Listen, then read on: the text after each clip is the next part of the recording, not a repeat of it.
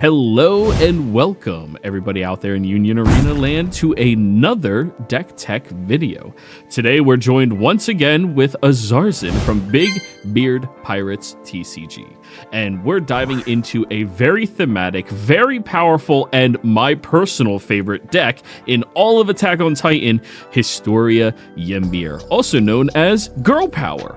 This is a deck that thrives off events in the sideline, turns them into fuel for explosive raiders from both Historia and Ymir. If you like a deck that has a lot of consistency, a lot of card draw, and then explosive attackers that also does not get screwed over by Toto, this is going to be a fantastic deck for you. So let's start by framing the deck for everyone. Shall we? How do we describe the identity of Girl Power?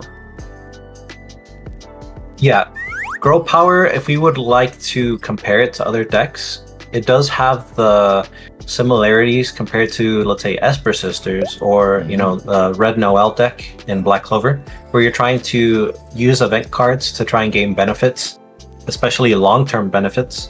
And I would say that the raid card, Historia, is actually similar to Sukuna, in a way, the forecast Sukuna.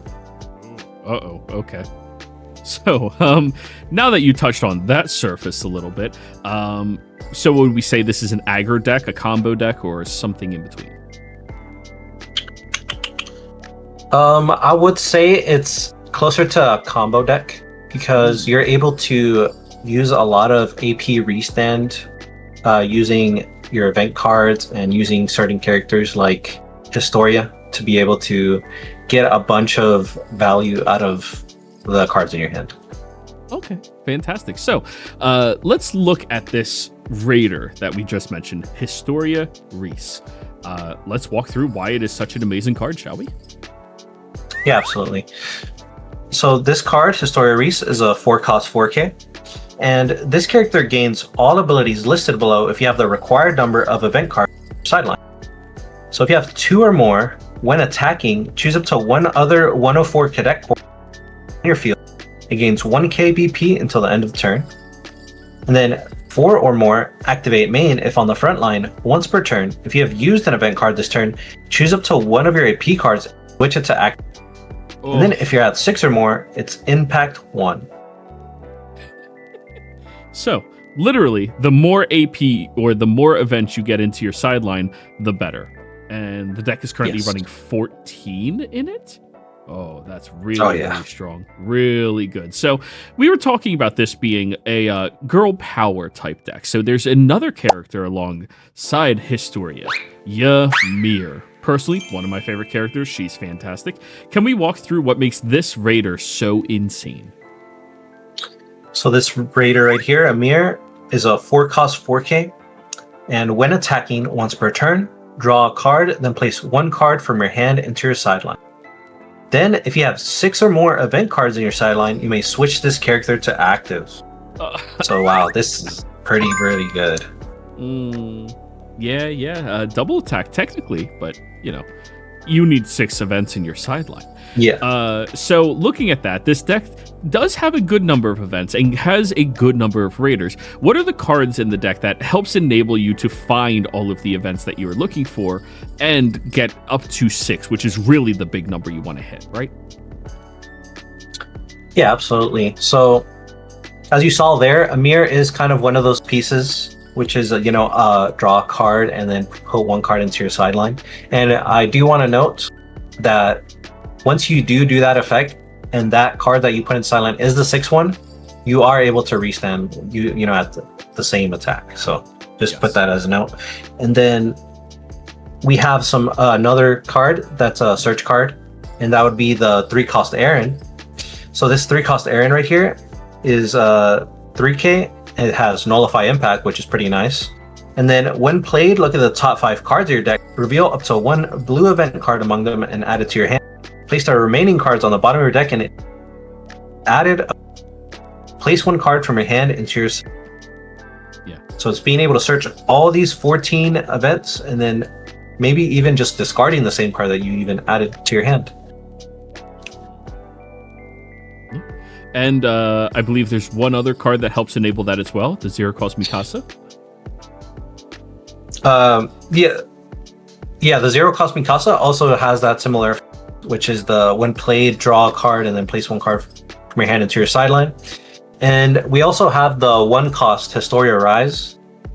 So this card, it's a 2K, which is pretty good stat line for a 1-cost. And it's when played is look at the top 2 cards of your deck, place them on top of your deck in any order. So it's kind of reminiscent of the Ryza in Roy Mustang, the 1-cost.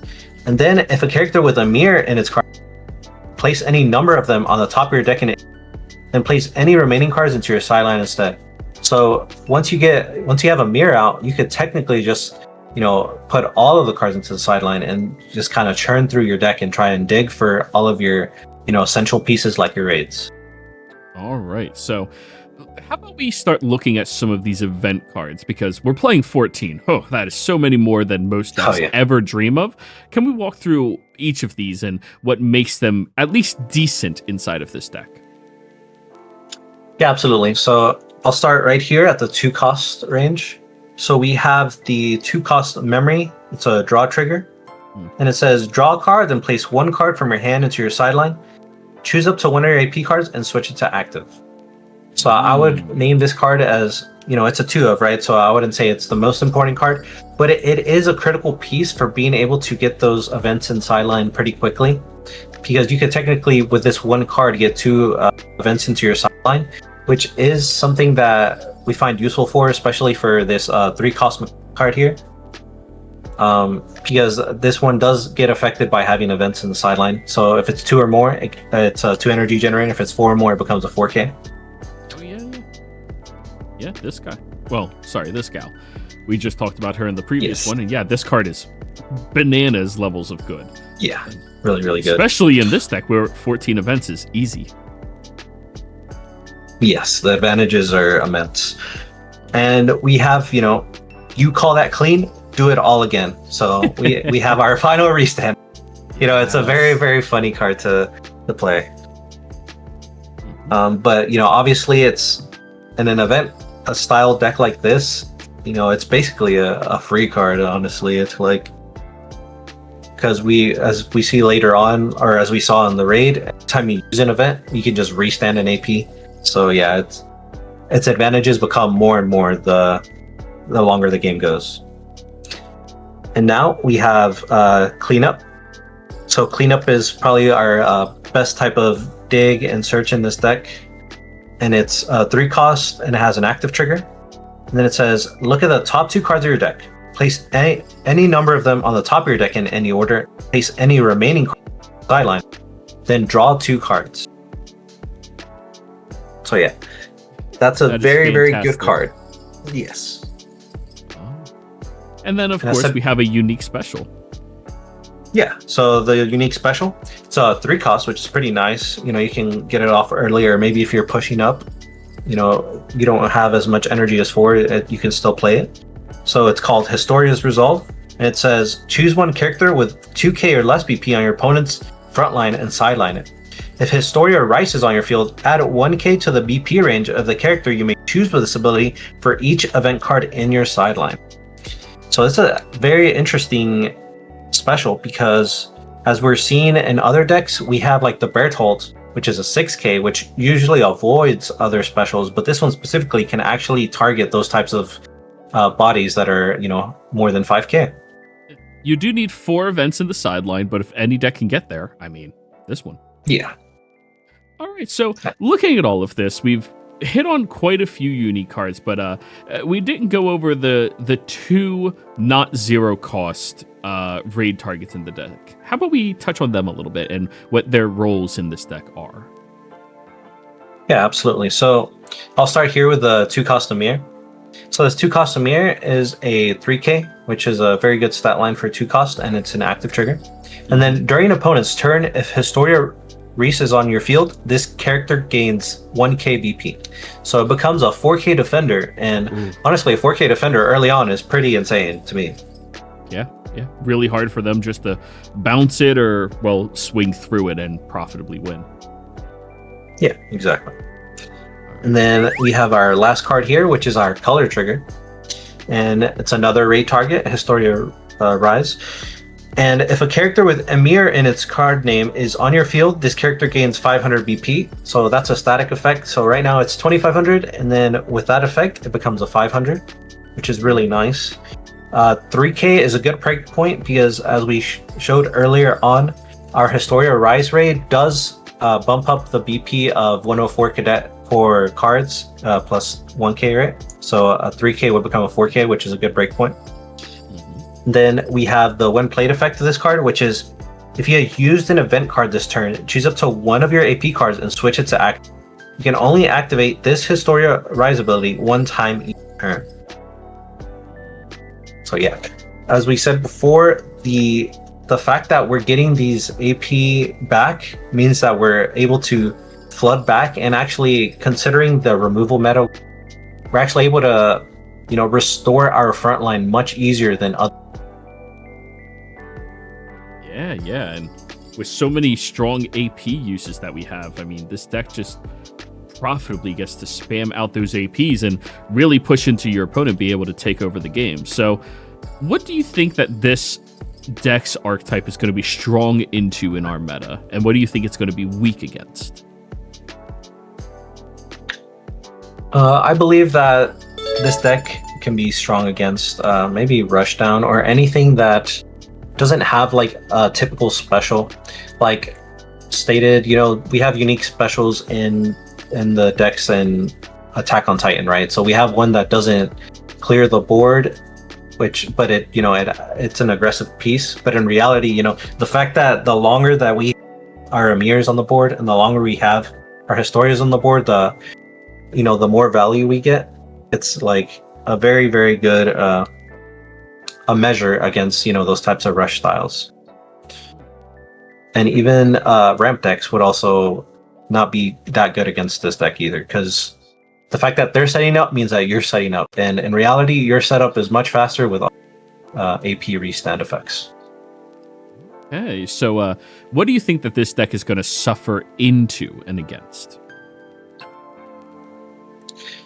I will say the removal decks like Squad Zero and, you know, like I said, Roy Mustang, they are going to be able to get through to this, but I would say the decks that are able to punish this deck more, so basically any deck that has damage to, like, let's say a Lancelot, any deck that's able to push through very fast, that's the main type of deck that will be able to kind of attack the weakness of this deck. Yes, yeah, I can actually see that very easily.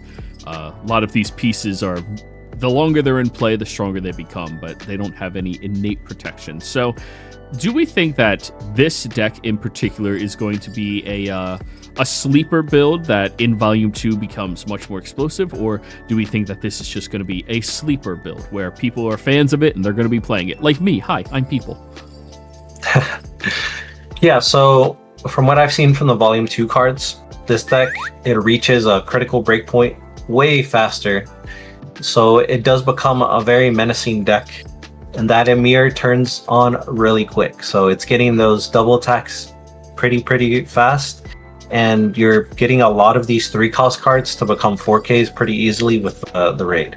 So yeah, I would say this is a card that a deck that you would want to keep, and eventually, you know, it will become, you know, one of the strongest decks in our format. That's quite a statement. So are there any tips or advice that you'd give to a newer player looking to pick up girl power for the first time? I would say that this deck is very much good for beginners in the sense that you're able to take a lot of actions very easily, and you kind of know the path you're trying to. So what I'm saying is, you know, just draw as much as you can, trash as much events as you can, and then you'll eventually get to the point where you're just swinging a lot and you're able to win the game. Okay, yeah. And I think that just about covers everything we wanted. Thank you so very much, Izarzin, for joining us and breaking down this incredibly thematic and synergy-driven deck. Izarzin, where can everybody find you on the internet? You can find me on Big Beard Pirates TCG. We do a lot of Bandai card games, and I specifically put forth effort to do the Union Arena videos, like the deck techs and all the profiles and stuff like that. So yeah, that's what I'm mainly towards. All right. And of course, you can find both of us down in the description below. Don't forget to follow all 3 channels, mine, his, and the main channel right here. And be sure to look out for some more awesome Union Arena tech. Thank you all very much. Have a great day. Goodbye.